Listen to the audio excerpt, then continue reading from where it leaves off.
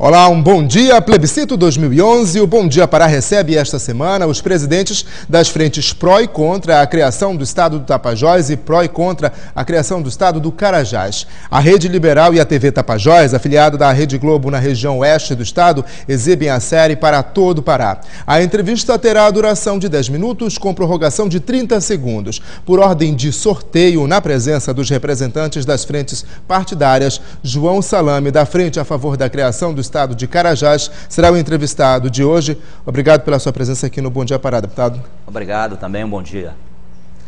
E antes da entrevista, vamos fazer o sorteio das perguntas dos telespectadores que têm dúvidas sobre o plebiscito. Nós selecionamos 20 perguntas que foram gravadas em todo o estado. Ontem foram sorteadas 2. Agora vamos sortear as de hoje entre as 18 que sobraram. Vamos aqui aos nomes. Vou misturar. Vamos saber quem é. Isabela Aquino, universitária. Vamos aqui ao segundo nome.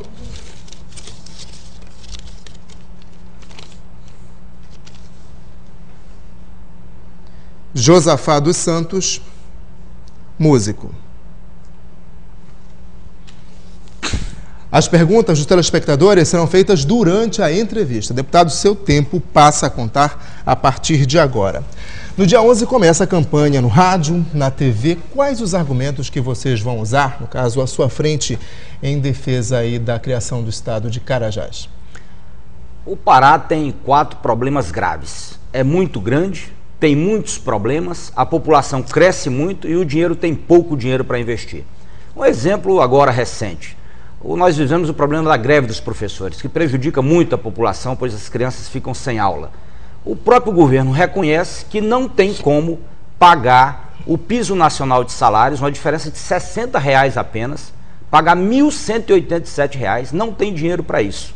Quer dizer, você imagina o ano que vem, com o reajuste do salário mínimo, o piso nacional vai aumentar mais ainda e a situação vai ficar ainda mais dramática. O que faz o senhor acreditar que o estado do Carajás, que o IPEA diz que inclusive nasceria deficitário, teria estrutura para pagar o piso salarial diferentemente do que é o governo hoje do estado, como a gente conhece? Olha, o governo do Pará investiu no sul do Pará e no oeste do Pará R$1,5 bilhão entre custeio da máquina, salários e investimento. Só de orçamento, tanto o Tapajós como o Carajás devem ter em torno de 6 bilhões. Ou seja, se hoje as duas regiões são sustentadas com R$1,5 bilhão, como é que com 12 bilhões as duas não são viáveis? Isso é um estudo absolutamente furado de um técnico do IPEA. Eu volto a dizer, o que esta divisão traz de positivo? Além de ter um estado menor, ou seja, menos problemas, uma população menor, um governo mais presente e muito mais dinheiro para investir. Esta é a grande realidade, a grande vantagem para você, cidadão que está nos assistindo hoje. Deputado, vamos agora à pergunta que foi feita por uma das nossas telespectadoras gravada aí no estado. Vamos ver. Eu queria saber como vai ficar nossa situação, que somos estudantes da UFPA, se nós vamos ter que ser removida para os campos de Belém ou de outra cidade. A Isabela Aquino, que é universitária, quer saber como é que fica essa situação, né? Olha, muito boa a pergunta da Isabela.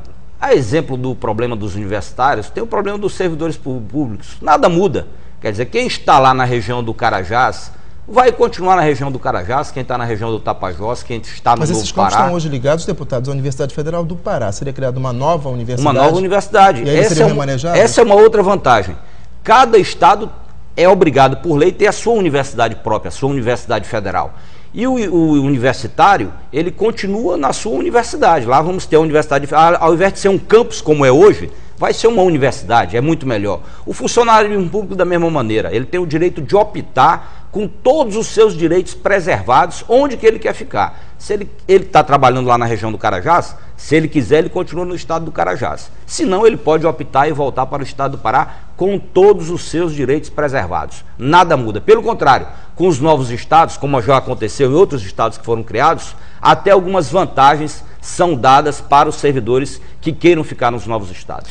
Deputado, uma das principais críticas com relação à criação desses 2 novos estados é a criação de todo o aparato estatal. Seriam mais senadores, mais deputados federais, mais deputados estaduais, 2 governadores, 2 vice-governadores. Como garantir que a vontade de toda uma população não está sendo usada apenas por um grupo político?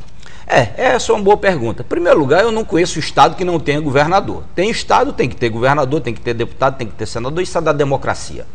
O senador e o deputado federal, quem paga é o governo federal, não é o novo estado. O novo estado vai pagar um governador, um vice e 24 deputados Mas estaduais. da mesma forma com os impostos pagos pela população em geral. Sem dúvida nenhuma, mas nós não temos que ficar muito preocupados aqui na Amazônia com o dinheiro que a União gasta para que a gente resolva os nossos problemas. Eles gastam bilhões no sul do Brasil, querem gastar agora 100 bilhões para construir um trem-bala entre Campinas e Rio de Janeiro. E ninguém fala nada. Não podem gastar um pouco mais conosco? Nós temos que brigar para que a União gaste um pouco mais conosco.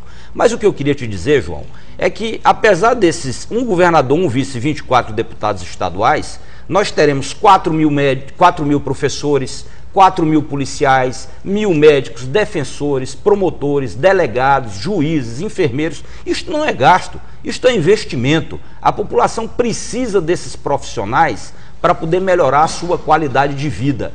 Apesar de uns poucos políticos que nós vamos ter, e eu não acredito que todos sejam ruins, existirão também os bons políticos, nós teremos uma grande quantidade de profissionais, emprego, concurso público para você que está nos assistindo, para o seu filho, para que a gente possa melhorar a qualidade de vida das pessoas que estão precisando desse serviço. Por que tem tanto crime no sul do Pará? Tem um policial para 207 habitantes em Belém, que já é uma cidade violenta, e tem um para 776 habitantes no sul do Pará. Ora, não é possível que as pessoas não compreendem, eu tenho certeza que compreendem, que lá nós precisamos de delegados, promotores, defensores, juízes e mais policiais para acabar com esta onda de violência que tanta vida tem tirado, sobretudo das parcelas mais carentes da sociedade.